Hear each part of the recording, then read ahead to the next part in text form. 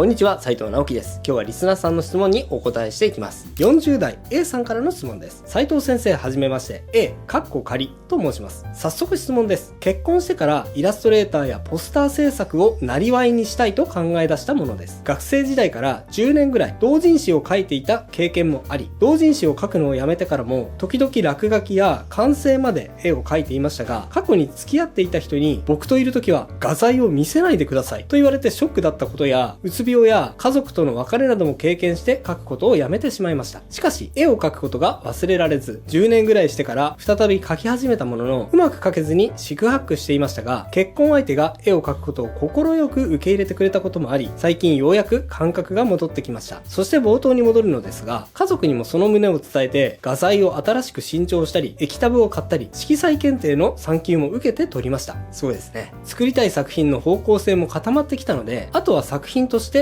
作り上げていくだけなのですが、主婦ということもあり、子供がまだいませんが、毎日絵を取り組むことができず、パートナーも忙しい仕事の人なので、家事を頼むこともできません。家事分担は毎日しているが、丸々1日かけてというのは難しい状況です。そんな状況でイラストレーターになるのは難しいのかなと心が折れることが増えてきました。パートナーも尽力してくれているだけに、早く仕事をしたいという気持ちが先走っているように思います。長文の割に中身が支離滅裂だったかもしれませんが、助言をいただけることと嬉しく思います。改めて長文失礼しました。よろしくお願いします。とのことです。はい。A さん、ご質問ありがとうございます。過去ね、あんまり絵を描くことについて理解が薄い男性とお付き合いをしていたってことで、ちょっとね、嫌な目にあったようですが、現在は別の理解がある男性とご結婚されて、生活の少しの合間で創作に当てる時間も、そこまで多くの時間を取れてはいないものの、なんとか取れるようになってきて、そこでイラストレーターとかポスター制作とか、そういうことを生業にしたいって思い始めたってことですね。はい。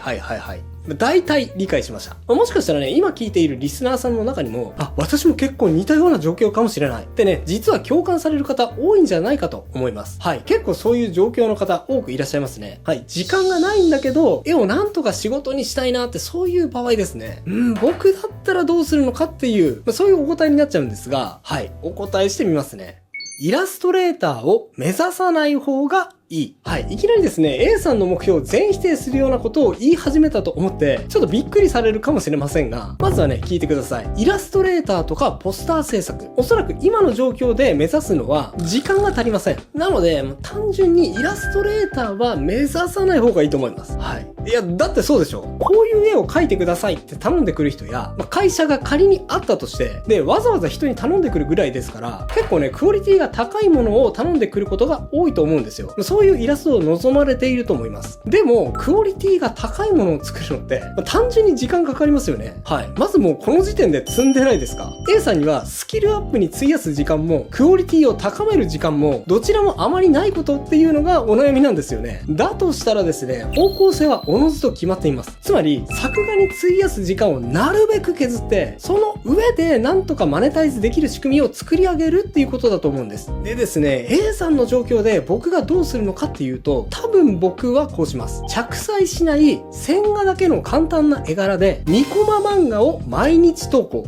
ですね。はい。これは制作時間は長くて1時間です。はい。まずもう制作時間から決めますね。はい。長くて1時間です。1時間以上はかけちゃダメ。そのためには着彩しません。絵もめっちゃ簡単なやつにします。で、その上で自分自身の経験とか、あとは愚痴とか、日々の思っているモヤモヤとか、そういうのを2コマ漫画にして投稿して、で、それで共感を呼ぶようなスタイルでやっていくと思います。はい。僕ならそうしますね。で、いつもね、ポケットに忍ばせられるような、こういう小さなメモ帳を持ち歩いて、で、これ漫画にできるって思ったら、その場でね、ちょこちょこっとメモして、で、30分とか1時間とかで清書して、で、毎日決まった時間に投稿する。みたいなスタイルですね。仮にね、たくさんかけちゃった日があったとしても、そこでドバッと投稿はせずに、次の日の決まった時間に予約投稿です。その分次の日はお休みでも構いません。例えばですね、具体的にどういう作風かというと、これまで何度か紹介していますが、犬さんという方の子育て漫画は、かなり作画コストが低めで、今言ったスタイルにかなり近いです。こんな感じで、ちょっとした日常の一コマを2コマ漫画にします。さっきおっしゃっていたね、彼氏に、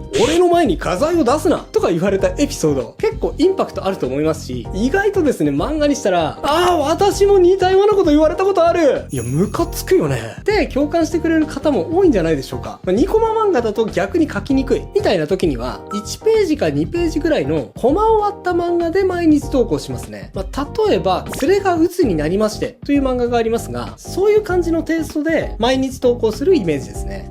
例えば、あとは、お笑い芸人の矢部太郎さんの大家さんと僕も参考になるかもしれませんね。あの方もですね、楽屋で iPad で短い空き時間に絵を描いている姿が印象的でした。時間とクオリティを武器にできない状況でやれるのは、一番はね、共感だと思います。共感を呼ぶことができれば、毎日見てくれる人が増えて人気が出ていきますので、そうなればもう書籍化はもちろんのこと、連れが鬱になりましては、これは X に話題になってそうなったわけじゃありませんが、映画化もされてますよね。で、もしそこで人気になれたとしたら、そこで後天的にイラストレーター的なお仕事もお願いされるかもしれません。しかもね、ここで期待されるのは、クオリティが高いイラストじゃありません。A さんがね、それまで描いてきた1時間で描いたような、そのままの絵でいいわけです。カラーリングとかはね、誰かにお願いすればいいんですね。で、だって当然じゃないですか。その簡単な絵がね、人気になっているわけですから、そこで急にね、クオリティが高い絵を描き始めたとしても、いや、これじゃない感が出ちゃうじゃないですか。それはそれで面白いですけどね。はい。と、このようにですね、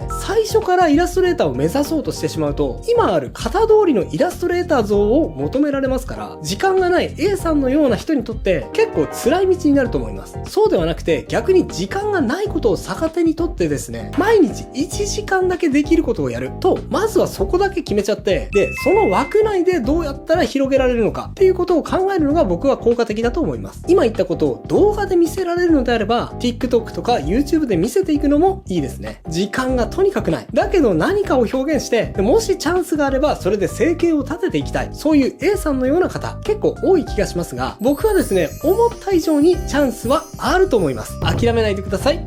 応援しています。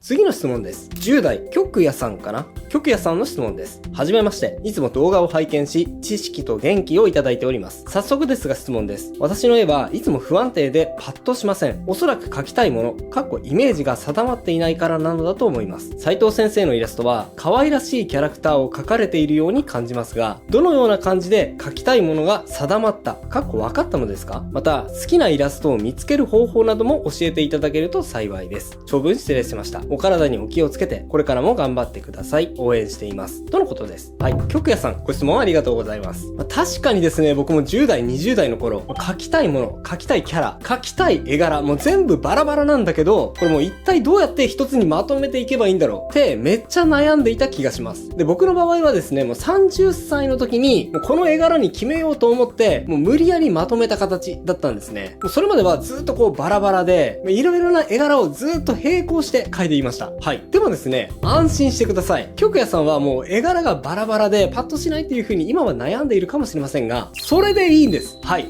それが正解です。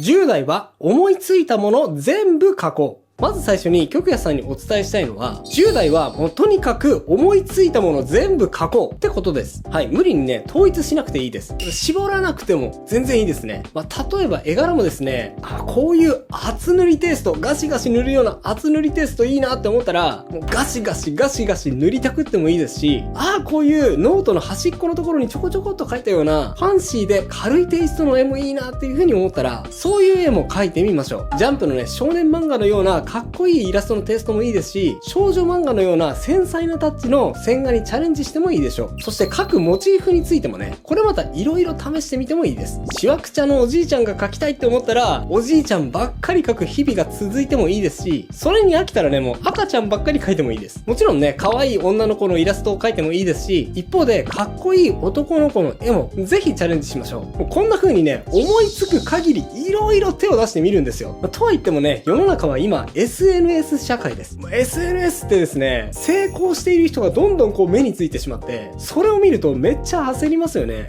特に10代の頃はそうだと思います。この人こんなに上手くて絵柄も確立していて、オリジナリティも溢れているのに、この人10代なの？俺と一緒？やっぱ俺まだまだこんなに上手くないのに、全然先行かれちゃってる。うわ、このままじゃやばい。俺も急いで自分のスタイル確立しなきゃって。でもね、まあ落ち着いてください。そんなに焦らなくても大丈夫です。スポーツとかね、格闘技とかって10代20代がピークなので、もう早いうちからめちゃくちゃ突き詰めてね、それこそ焦りながら定めた目標に向かって一直線で突き進んでいくことが必要になるかもしれませんが、クリエイターってですね、そういう世界とはちょっと違うんですよね。むしろ色々やって、たとえそれが全部無駄だったとしてもですね、その無駄こそが後々の自分を助けてくれるようにできている世界です。むしろ焦って定めた目標に向かって一直線で突き進んでいってもですね、そして仮にそこで目標を達成できたとしても、この到達した地点で自分の力のなさに唖然としてしまうっていうのが、これね、クリエイターの世界なんですよ。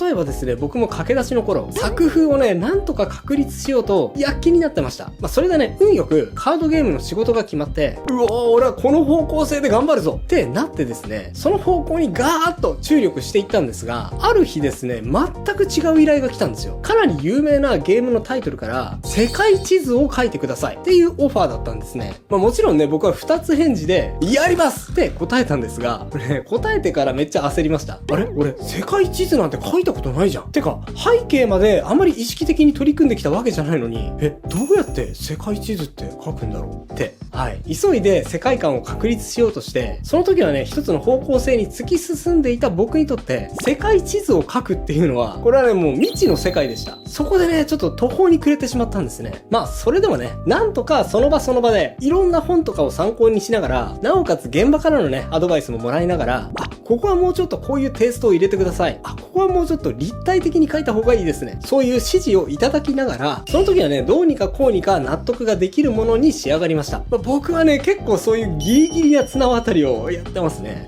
ギリギリの綱渡り、僕はそんなに嫌いじゃないので、やれているところはありますが、おそらく多くの人にとっては、そんなに好き好んでやりたいことではないと思います。僕もね、その時何度も思いました。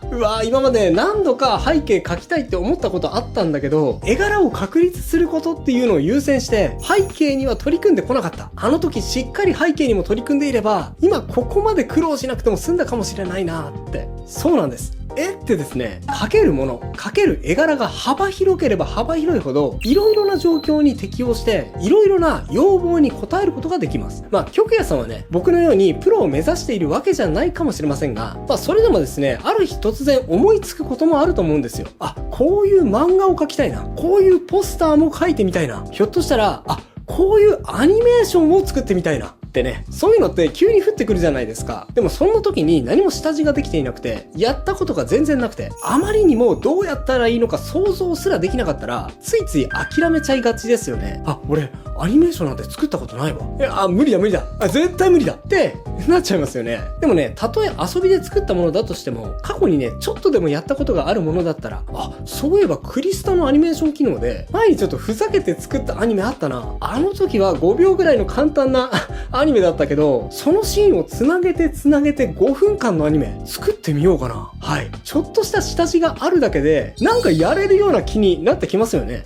ちょっとね、質問から離れてしまったので、話を戻します。極也さんの質問。絵柄が不安定で安定しません。というお悩みですが、今言ったことと一緒です。やれること、描ける絵柄をどんどん増やして、安定は意識しないでください。まだね、安定させようと思わなくてすらいいです。その不安定なまま、今はガンガン幅を広げてください。絵柄だけではなくて、やれること、やれる幅をどんどん増やしていくんです。少しね、時間はかかるかもしれませんが、今広げた幅があなたの表現の深みや表現の幅にそのまま繋がっていきます。頑張って応援しています。以上が今日僕が伝えたかったことです。いかがだったでしょうか？絵柄がなかなか確立できないという問題に対してはですね、もしかしたらド直球に絵柄を確立させる方法が知りたかったかもしれないので、そういう方にとってはね、ちょっとモヤモヤが残ったかもしれません。ですが、これは別動画で解説しています。こちらの動画、顔がうまく描けない。その問題、ズバッと解決します。では、これはね、顔のうまい描き方を解説しているんですが、と同時に自分の理想の絵柄の確立方法でもあります。興味があればこちらも合わせてチェックしてみてくださいね。それではまた次回の動画でお会いしましょ